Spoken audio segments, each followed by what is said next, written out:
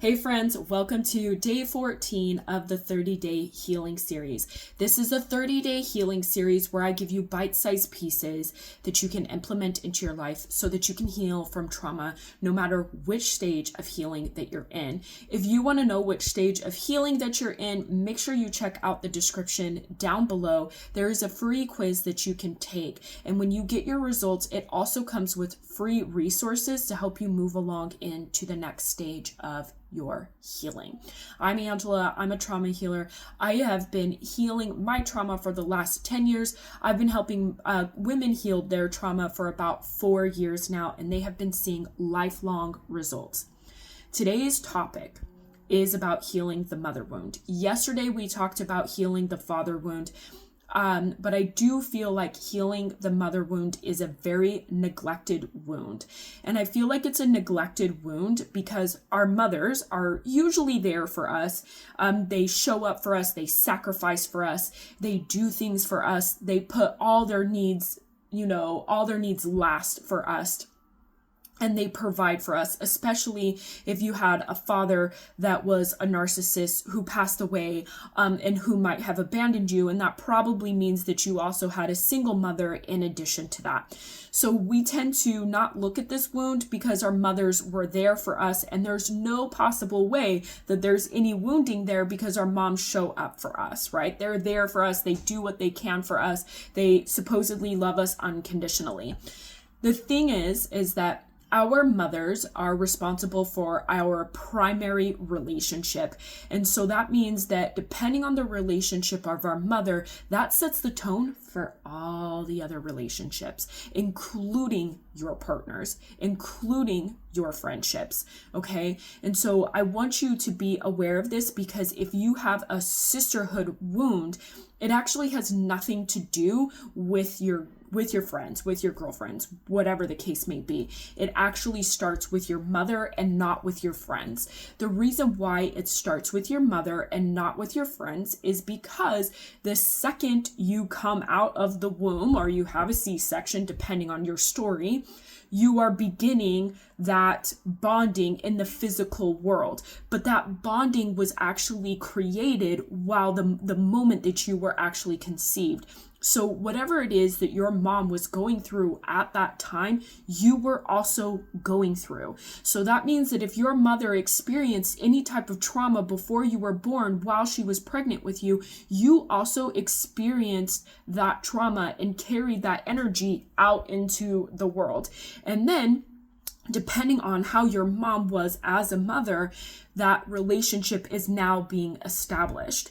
And depending on how old your mom is, depending on what kind of conditioning and what type of trauma she had, you may or may not have the best relationship, even starting off as a child, especially if you grew up as an older millennial or a Gen X, because especially if you have a Gen X mother, most of them were actually raised that you don't coddle your child. You let them cry it out. You don't come to them every time they cry. Well, what that's saying is that your needs are not going to be met, and already you have an established relationship of how things are going to be in your life. Again, this is why it is so critical for you to heal this mother wound.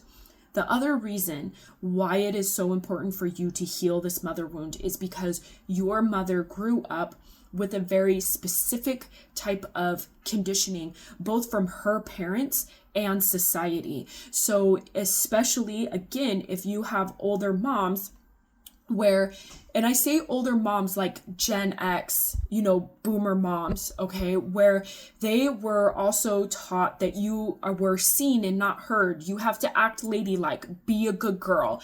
You're not allowed to be angry. You can't speak up. You depend on a man for everything.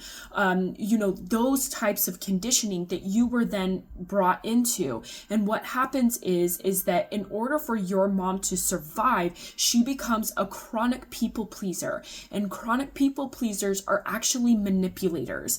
And so that's how they survived. So they had to learn how to manipulate and people please so that they could receive something in return. So that means that pretty much everything they did, it was because of an agenda.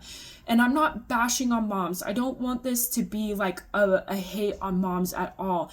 What I'm doing is I'm helping you become aware of why it's so important for you to heal the mother wound. This is not about blaming her. This is not about being mad at her for the things that you experienced as a child, even though if you're angry, be angry. I'm not mad at you about that. Okay, but I want you to be aware of these things so that you can deeply heal, because your relationship with your mother or this mother wound is deeply connected to how much shame you carry and your self-worth and your connection to your body. Okay, this is so important because as women, we really struggle with our self-worth and we really struggle with the connection to our body and how much shame we actually carry. So if your mom also carried shame and had low self-worth, that means that you were indirectly conditioned that way regardless of how much she loved you. Okay, and I know that really, really sucks, and I know that you're probably like looking at your relationship with your mom like, oh my god, like what was really going on? The thing is that it's very possible to heal this mother wound. It is something that I help my clients with. And if you're interested in healing that mother wound, reach out to me. We can definitely heal that mother wound. The one of the most important things that I want to talk about that's highly connected to your mother wound, and I don't think it's talked about enough because I see there's been a huge shift in society about body acceptance, but there's also seems to be that we believe that society plays a bigger role on how we see our bodies rather than how our primary relationship actually plays a bigger role with how we see our bodies, which I find very interesting. The reality is that how we see our bodies were very much established before we even understood what society was. And that was established with how our mothers saw, looked, and dealt with their bodies, how they saw food, how they dealt with diets and exercises and those types of things. So if you struggle with body acceptance, if you struggle with loving your body, if you struggle with, not being good enough and not being worthy, all of that is connected to your mother wound. So if she struggled with her relationship with food, with her body, with diet, with exercise, you indirectly took that on. And some of you might have directly took that on. I know that I did in my childhood, okay? Me being overweight was like the worst thing that ever happened to my mom. And it was a topic of conversation. And it was incredible, the wounding that has actually taken place. And what I didn't understand until I started healing was that it had nothing to do with me and everything to do with her own wounding and what she experienced as a child. Your motherhood wounding is going to be so important for you to heal so that you can have better relationships with women, so that you can have a better relationship with yourself, and so that you can be a better mother. Because the reality is that if you don't heal this wound, you are very much conditioning your child to carry these wounds as well. And so it is so critical for you to heal this. This is something that I help my clients with. I recommend this this wounding to take place in stage 2 and stage 3 of healing. This is not something that I would jump into in stage 1, because we're not at that point. You're not regulated enough to look at this to allow this kind of healing to be it will dismantle your whole life. So we have to have a foundation established before we go in and dismantle that.